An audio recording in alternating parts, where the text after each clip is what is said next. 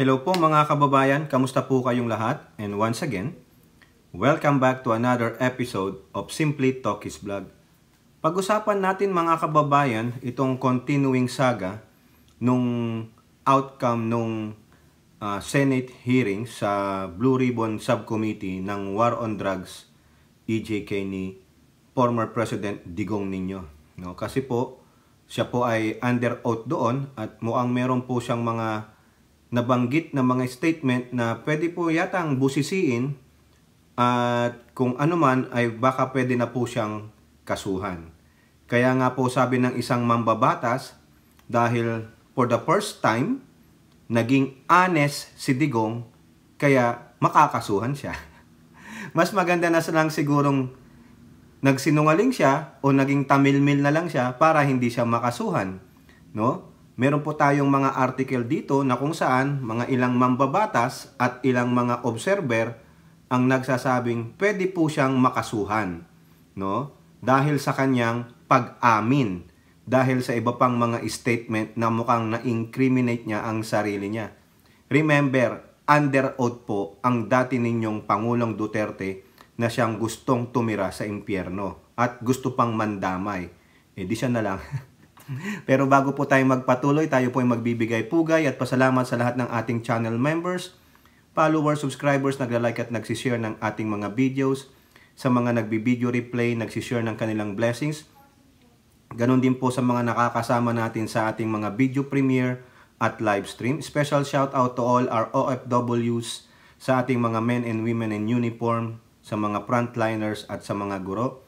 At ganon din po sa mga patuloy na sumusuporta sa atin, hindi bumibitaw ano man ang mangyari sa ating channel. No? May God bless us all, God save the Philippines, and God bless the Filipino nation. So unahin po natin yung sinabi ng chairman ng Blue Ribbon Committee, Blue Ribbon Subcommittee na naghihiring po dyan sa War on Drugs na yan, walang iba kundi si Senate Minority Leader Coco Pimentel III. Sabi po dyan sa Manila Bulletin, Pimentel wants lawyers to go over Duterte's confessions on killings and death squad. Remember, sabi ni Digong, siya ay merong death squad.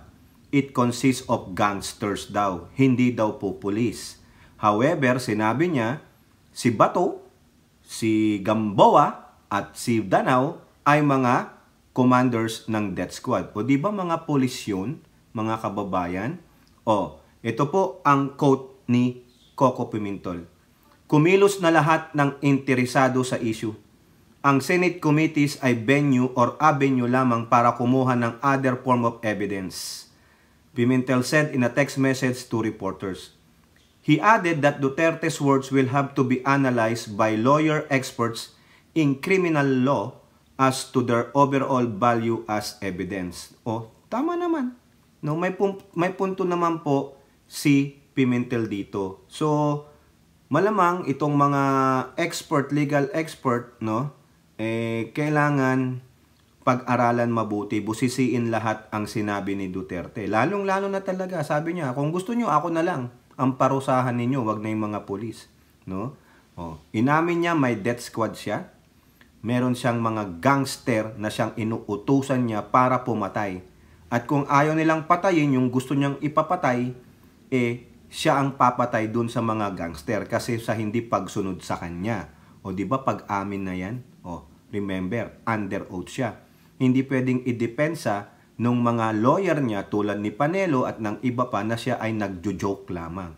So meaning, pumunta siya doon para makipag-jokean, parang nag-iinuman lang kayo sa kanto-kanto. Kaya dapat dito sa mga criminal lawyers na sinasabi ni Pimentel, galing-galingan nyo po, no? Pagdasal natin tong mga to para makasuhan na sa Pilipinas itong si Duterte. Sinasabi niya, 2 years na nawala si Duterte sa power. Hindi naman ako kinakasuhan. About time. Siguro, hindi makapag-file ng kaso sa'yo kasi walang damaging statement. Ngayon, sa piningin ko po, under oath ka. Doon sa mga iba mong statement that really damage you. You self-incriminate. Sa bagay, sabi rin nila, abogado yan, prosecutor. Alam niya ang ginagawa niya. Really? Di ba nagsinungaling pa siya? Sabi niya, 73 years old lang siya. 79 ka na. Huwag ka nang magbaliw-baliwan, Digong. Huwag kang magpaka-demensya. Alam mo pa rin yan. No? Parang defensive mode mo lang yan na, hindi ko na maalala, may sakit na ako. O, paano mo na lamang may sakit ka? Diba? O, eto pa po. Dito naman sa ulat ng Abante TNT, si Benny Abante, sabi niya, Duterte, makakasuhan sa pagiging honest. Biruin nyo, kung kailan naging honest si Digong, sa kakakasuhan. Kaya nga sabi ko kanina mas maganda pang nagsinungaling na lang si Digong para lusot-lusot sa kalokohan niya. Nung naging honest, ayun, kulong. Ito po, sabi ni Representative Abante, pinasalamatan ni Manila Representative Bienvenido Abante si dating Pangulong Rodrigo Duterte sa pag-amin nito sa pagbuo ng isang death squad at pagbibigay ng utos sa mga pulis na himukin ang mga kriminal na manlaban. Correct. Sabi niya, ini-encourage ko sila na sabihan ang mga kriminal na ito, suspect na ito, manlaban kayo para mamatay na silang lahat at mawala ang problema ko sa Davao. So, ang pag-solve niya sa krimen na laganap sa kanyang bayan noong mayor sa ng Davao City ay wala ng due process. I-ignore ang human rights ng mga ito. He violated the Constitution. Ganun po yun. Doon pa lang binayolate na ni Digong ang Constitution, lalong-lalo na nung presidente siya. Hindi niya pala alam isolve ang problema niya sa bayan using the due process. Ang ginawa niya, pinatitegi niya sa mga gangster niya. Ayon kay Abante, ang pahayag ni Duterte ay magagamit na ebidensya laban sa kanya upang mapanagot sa ilalim ng Republic Act 9851, ang batas na nagpapataw ng parusa sa crimes against humanities. Ako'y nagpapasalamat sa ating former president na at least naging honest siya, inamin niya. Ayan ang sabi ni Benny Abante na siyang chairperson ng House Committee on Human Rights. Hinimok din ni Abante ang Department of Justice na gamitin ang mga sinabi ni Duterte para sa legal na action. Diba si Pimentel, hinihimok niya ang mga legal luminaries, mga criminal law expert na usisain, pag-aralan yung mga statement ni Digong. No? Kaya, sorry naman, no? Okay.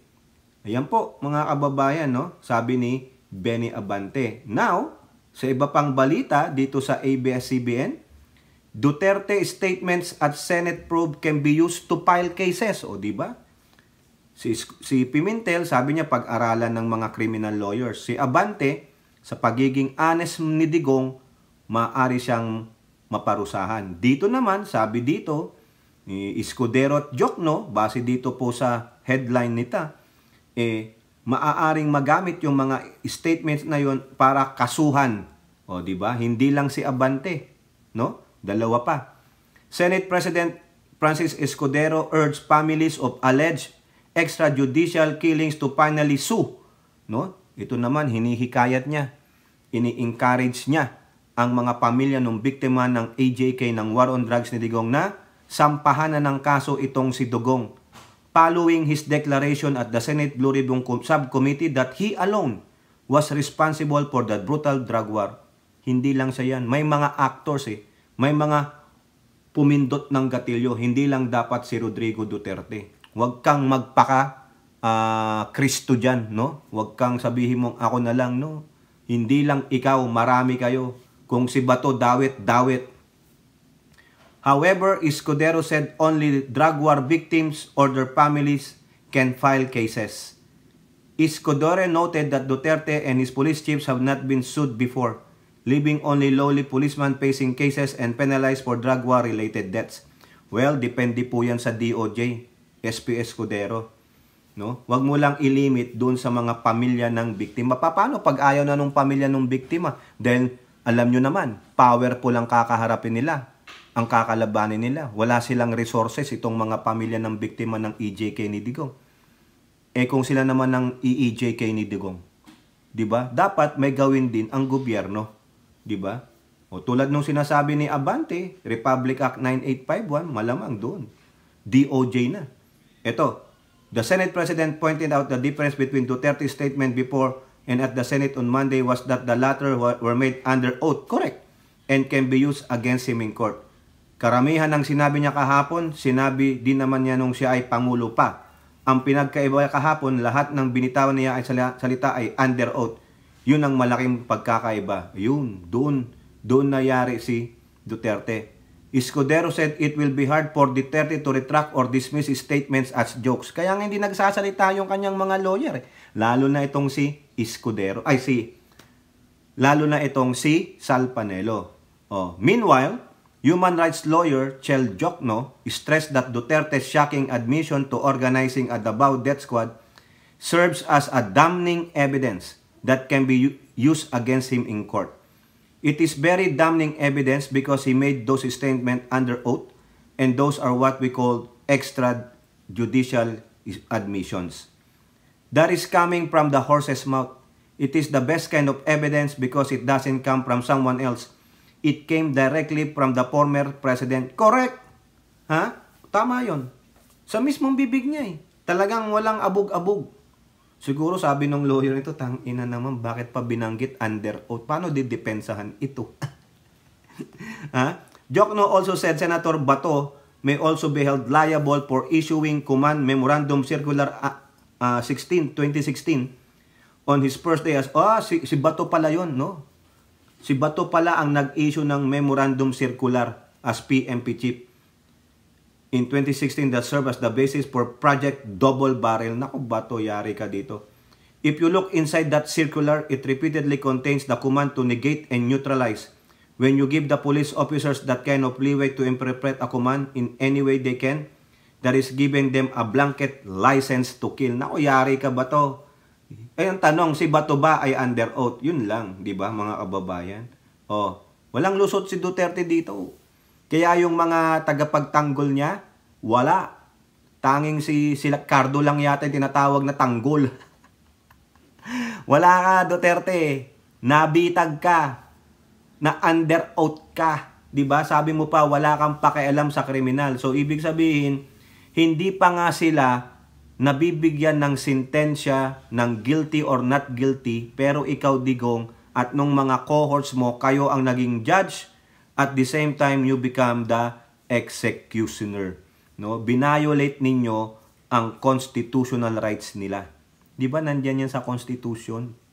The right to live. Kahit na ano pang sama ng ginawang krimen yan, patunayan natin sa korte. That is what we call the due process. Pero kayo, ang due process ninyo is to encourage them to fight you, and then the justice will be in the barrel of the loaded gun. Di ba? Digong, dapat ka nang managot. Siguro inamin niya na to, nakokonsensya na siya para iwas na siya. Ang gusto niya, no? Para hindi na lang maabirya pa sa ICC.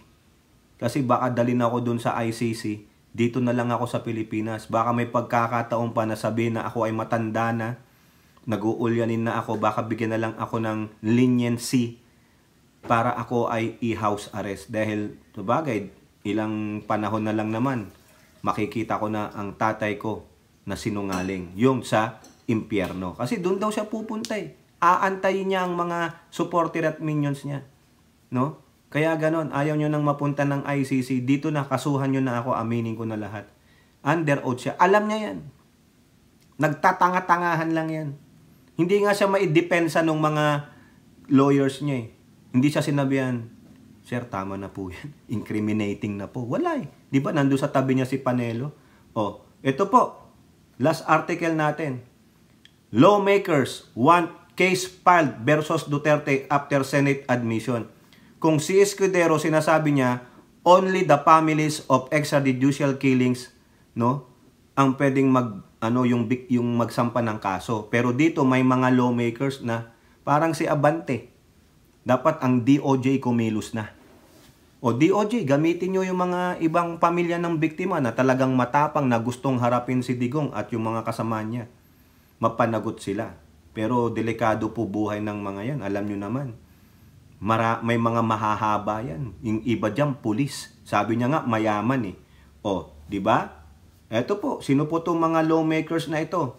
Two chairman of the House Quadruple Committee are convinced that former President Duterte's statement saying he takes full legal moral responsibility for the drug war can be used as basis to file a case against him. No? Si Benny Abante, yung kanina. Ngayon, si Dan Fernandez. Kasama po si Dan Fernandez. Ito nga yung sinasabi natin, Republic Act 9851 or the Philippine Act on Crimes Against International Humanitarian Law, Genocide and Other Crimes Against Humanity, 9851. Ito po, basahin na lang natin dito yung sinabi ni Dan Fernandez. Tapusin na natin mga joke-joke. Once magsabi ka ng ganon, that's it. Why? Because he is under oath. No? Aside from Duterte, other personalities allegedly involved in the drug wars, such as Senator Bato de la Rosa, may also be charged according to Abante. No? Tama. Yan po yan. Ito pa, ang sabi naman ni Castro. Representative Castro urged the Senate to submit Duterte's affidavit and the recording of Monday's hearing to the International Criminal Court, which is investigating the drug war. His compassion about maintaining a death squad and encouraging extrajudicial killing demands full cooperation with the ICC because justice is still hard to come by in our country, especially when one is dealing with the former president. Lawyer Cristina Conti, siya yung mga lawyer ng mga biktima, no, yung pamilya ng biktima. ICC Assistant to Counsel said Duterte's pronouncements are admissible in court. Correct! Kasi under oath. Dalawa lang naman ang tanong dyan. Is it relevant? Is it material? Relevant o kadikit ba? O may relasyon ba yun doon sa pinag-uusapan na investigasyon sa ICC ni Duterte? Material? Importante ba yung iharap sa ICC? Yes! Kasi ito na mismo yung mga sinabi niya. Galing nga sa bibig niya, sabi nga ni Benny Abante, coming from the horse's mouth. Wala nang iba. Sa mismong kanya na, siya na ang reliable witness. Siya na ang reliable source. Siya na ang reliable na marites. Ayun. Abante and Fernandez, however, said the House Quadcon will not help ICC. Mas maganda na domestically na lang yan na ma-prosecute. Para pag halimbawa ang DOJ na nagsabi na merong prima facie evidence na dapat siya ay ma-prosecute na at i-charge ng korte dito, hindi na siya papatawan ng ICC sapagkat meron na ditong tinawag na proper judgment na ginagawa ng ating bansa. Okay lang yan. Dapat talaga kumilos na kayo, no? Andale, yon. 'Di ba? Sabi nga nila, andale, faster. Pali. Ganon sa mga Korean. Naintindihan nyo ba yun? Pali. Bilis. Diba? Bilisan ninyo. Huwag kayong magpatumpik-tumpik. Baka mamaya wala na doon. Hindi nyo pa yan na sasampay, no? The people wants to know if he is guilty or not. Bilisan ninyo. Ha? Okay? Eto po.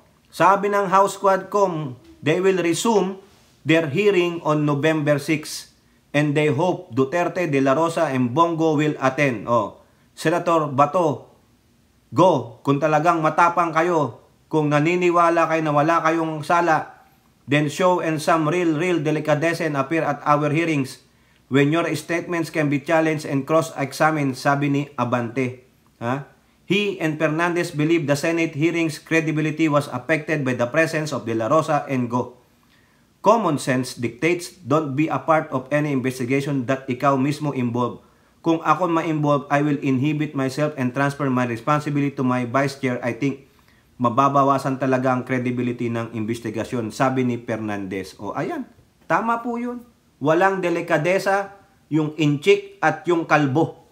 Kasi sila po ay nababanggit sa House Quadcom. May mga kinalaman sila sa war on drug ni Digong at EJK. Pero yung dalawang kupal, nagmamatigas, no? Kasi they want to protect their amo muna. They are not really senators for the people. Nandun sila, senator para ni Duterte o ni Kibuloy. Kayo po, mga kababayan, dapat bang makasuhan si Digong? Dapat bang makipagtulungan tayo sa ICC? Or, wag nang ipunta yan sa ICC yung mga dokumento, dyan na lang po sa ating bansa, no? Para naman makita talaga ng mga pamilya ng biktima ng EJK, no? Maka-attend sila sa mga kaso, sa mga court hearing. Kasi pag sa ICC, Ang mahal po niyan, kung may pinatawag na witness, kawawa naman. Kung hindi makakarating, walang pera, sino mag-sponsor? Di po ba? Kung kaya ng DOJ, hikayatin yung mga pamilya ng biktima, much better. O kung ayaw, edi ang DOJ na lang. 9851. Di po ba? Tama, mali. O kayo po, ano pong inyong masasabi? Comment down below and don't forget to like and share. Hope to see you in the next videos. Bye-bye. God bless.